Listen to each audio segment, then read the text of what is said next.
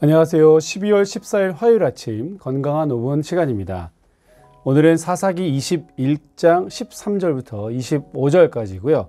그 중에 23절부터 25절까지를 읽겠습니다.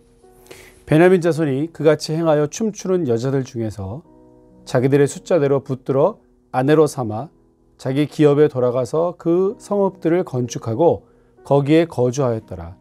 그때 이스라엘 자손이 그 곳에서 각기 자기의 지파, 자기의 가족에게로 돌아갔으니 곧 각기 그 곳에서 나와서 자기의 기업으로 돌아갔더라. 그때 이스라엘에 왕이 없으므로 사람이 각기 자기의 소견에 옳은 대로 행하였더라. 아멘. 20장부터 19장부터 시작되었던 명분 없는 전쟁 11대 1로 베냐민을 두고 나머지 11개의 지파들이 모여서 싸움을 했던 장면이 이제 마무리되고 있습니다. 11개 지파 백성들은 베냐민과의 전투에서 두 번에 걸쳐서 패배하게 되고요. 마침내 세 번째에 이르러서야 비로소 승리하게 되었습니다. 이 전쟁에서 베냐민에서 나왔던 26,700명 중에 25,000명이 전사했고요. 거의 전멸한 거죠. 나머지 600명은 림몬 바위라고 하는 곳으로 도망가서 넉 달 동안 숨어 지내게 되었습니다. 11개 지파는 거기서 그치지 않고요.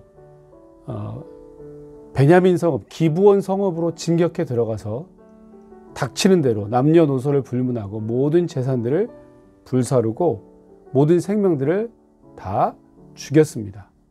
마치 일전에 하나님께서 가나안 땅에 들어갈 때에 정복전쟁, 즉 헤렘, 진멸하라고 하는 것을 수행하는 것처럼 그렇게 11개의 지파는 기브온 성읍을 완전히 쑥밭으로 만들었습니다. 자, 그러고 나자 걱정이 되었습니다. 12개 지파 중에서 베냐민 지파가 거의 진멸하다시피 멸절되다시피 했기 때문에 11개 지파만 남게 된 것 아니겠습니까? 자, 그러니 이들이 걱정이 됐고 뒤늦게 후회가 밀려든 겁니다. 그러자 두 가지 기가 막힌 꾀를 내게 되는데요. 이 베냐민과의 전쟁에 나오지 않았던 길르앗 야베스의 처녀들 400명 그리고 여호와의 절기 실로에 있었던 여호와의 절기에 춤을 추러 나왔던 여인들 200명을 붙잡아다가 끌어다가 베냐민 자손들에게 주었습니다. 그리고 오늘 읽었던 23절, 24절처럼 아무 일 없던 듯이 림몬 바위에 도망쳤던 600명은 자기 성읍으로 돌아왔고요. 이 또 빼앗은 600명의 처녀들과 성읍을 건설하고 거기서 거주했다. 그리고 나머지 11개의 지파들도 자기들의 땅으로 돌아갔다. 그렇게 이 참혹한 이야기는 끝이 나게 되었습니다. 폭력적인 방법으로 아주 비정상적인 폭력으로 베냐민을 무참하게 짓밟았는데 또 자기의 딸들 중에서 똑같은 방법으로 또 폭력을 써서 처녀들을 끌어다가 잡아다가 폭력적인 방법으로 베냐민을 달래주었더라라는 것입니다.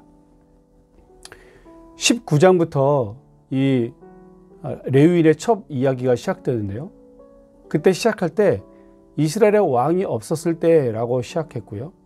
오늘 21장 맨 마지막도 그때 이스라엘이 왕이 없었다라고 하는 것으로 끝을 맺었습니다. 하나님을 왕으로 모시지 않고 하나님의 백성으로 살지 못한 끔찍한 이야기들을 우리가 19장부터 아니 17장부터 계속해서 보았습니다. 이때는 왕이 없었고 각자 자기의 소견에 옳은 대로 행했고요. 여전히 폭력적인 방법으로 약한 자들을 억압하고 억누르며 살던 그러한 시대였습니다.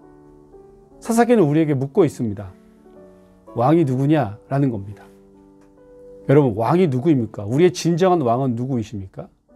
바로 예수 그리스도입니다. 하나님 말씀에 순종하고 예수님을 왕으로 모시고 살아라 라고 하는 것을 사사기는 우리에게 말해주고 있습니다. 그렇지 않으면 다 이렇게 가난의 방식대로, 폭력적인 방식으로 살 수밖에 없다라는 것이죠. 하나님 말씀으로 늘 붙들려 하나님 말씀을 실천하고 예수 그리스도를 왕으로 모시고 사십시오. 그러할 때에 진정한 삶의 기쁨이 있고 행복이 있습니다.